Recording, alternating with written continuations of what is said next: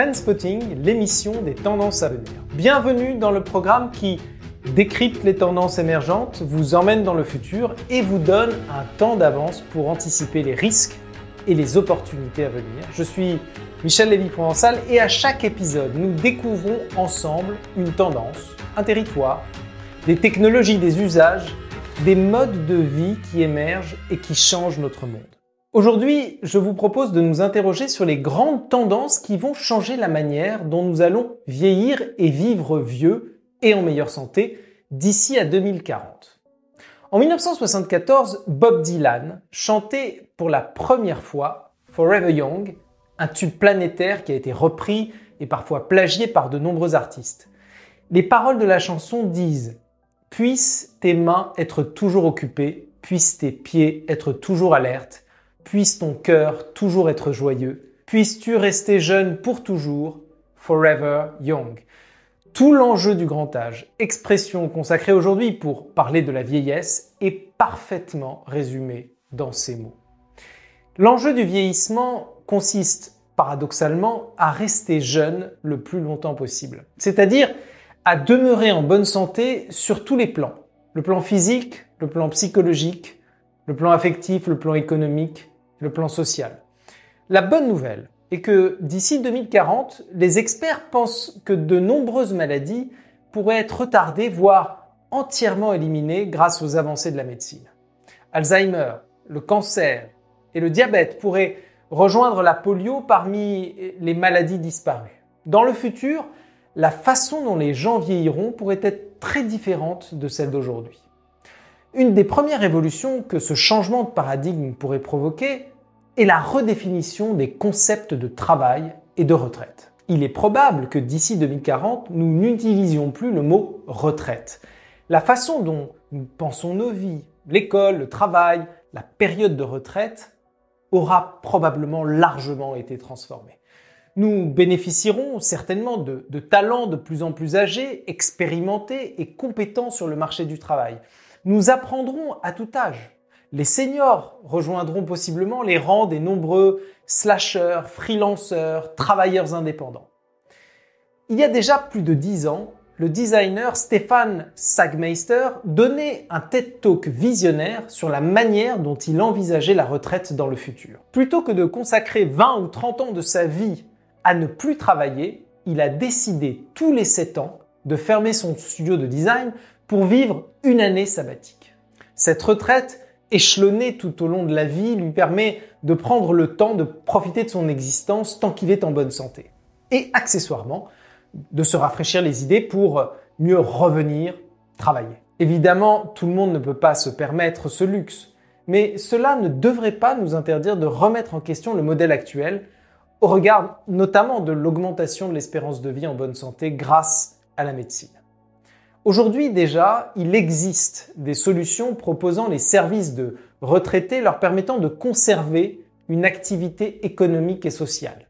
Cette activité étant clé à leur bien-être physique, psychologique et affectif. C'est le cas par exemple des Talents d'Alphonse. Créée par 2 entrepreneurs français, cette start-up part du constat que lorsque l'on est retraité, on se sent mis à l'écart de la société parce que inutile au corps social. Chez Alphonse, il pense tout le contraire. Il pense que la retraite est le moment parfait pour dessiner de nouveaux projets et vivre de nouvelles expériences. Ils mettent en relation des retraités et des entrepreneurs pour construire des projets communs. C'est le cas également aux USA de la communauté encore.org qui rassemble jeunes et retraités, mais cette fois autour de projets d'intérêt général. Si certains d'entre nous auront la force de continuer à travailler de plus en plus vieux, certains, malheureusement, auront peut-être moins l'envie ou la capacité de conserver une activité. Où vivrons-nous ? Que ferons-nous de nos journées ? Les experts s'accordent sur le fait que la maison de demain sera le cœur des dispositifs de santé au quotidien. Les maisons intelligentes, les objets connectés, les biocapteurs, les systèmes de télésurveillance permettront de créer une alternative chez soi au placement en maison de soins. Cela passe par exemple par l'établissement de partenariats avec des acteurs de la smart home médicalisée. Ce secteur rassemble des compétences dans l'Internet des objets, de la data, de la robotique et de l'IA au service de la santé. Certains innovateurs radicaux anticipent déjà une révolution robotique dédiée au service à la personne. Tesla, par exemple, par la voix d'Elon Musk, a annoncé le lancement de son HumanBot, un robot humanoïde dont un premier prototype est attendu pour septembre 2022. Est-ce que cette énième promesse de l'entrepreneur sera tenue? On verra bien. Mais dans certaines cultures, la robotique est un immense enjeu pour accompagner les personnes dépendantes. Par exemple, au Japon, on estime qu'il manquera à l'horizon 2025 plus de 380 000 emplois de soins pour faire face aux besoins des personnes âgées.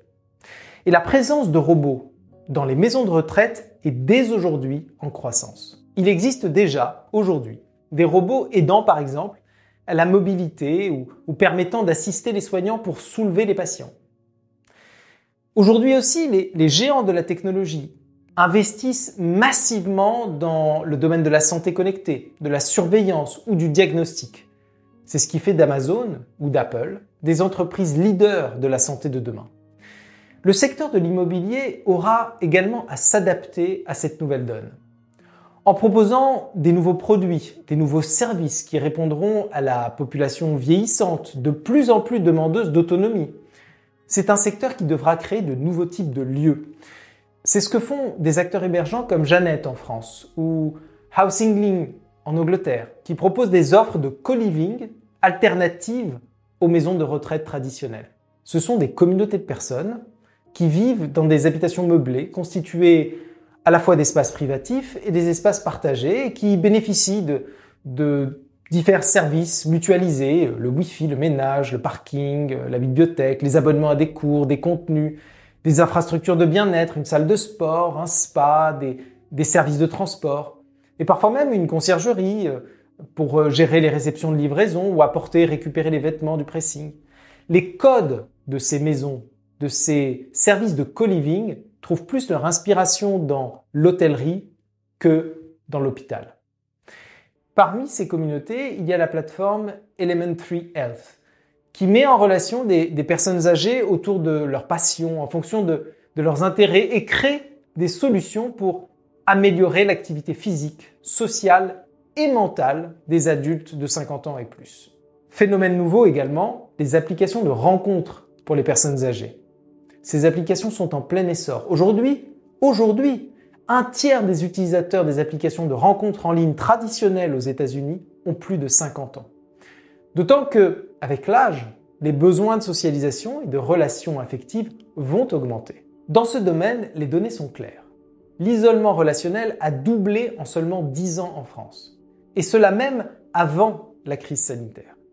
Autre élément, l'isolement est directement corrélé à la santé mentale. Une étude canadienne montre que plus les personnes sont seules, moins leur santé mentale est bonne. Quel est le lien de causalité? Probablement que les deux phénomènes s'alimentent l'un l'autre. Une étude menée par l'association Les Petits Frères des Pauvres a montré qu'en 2021, 530 000 personnes en France étaient en situation de mort sociale. Et c'est une augmentation de 77% en seulement 4 ans. Et le nombre de personnes isolées, des cercles amicaux et des cercles familiaux, était en croissance de 122% en seulement 4 ans. Aujourd'hui, 36% des personnes âgées ont un sentiment de solitude. L'enjeu majeur de l'accompagnement du grand âge d'ici 2040 sera social, psychologique et affectif. En effet, le déclin cognitif et physiologique devrait être de moins en moins important à mesure que le progrès médical se démocratise. En revanche, demain, la détresse sera d'abord psychologique et sociale.